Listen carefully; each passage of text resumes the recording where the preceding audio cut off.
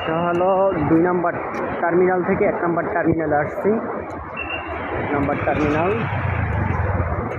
হলো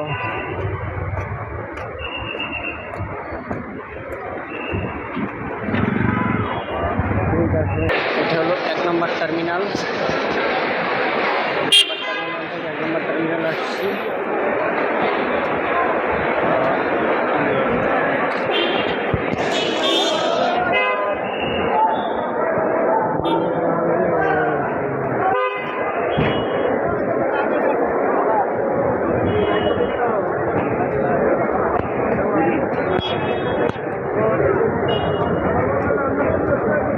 এখানে অনেক মানুষ দাঁড়াই আছে, রাত্রে যারাই এয়ারপোর্ট থেকে যারা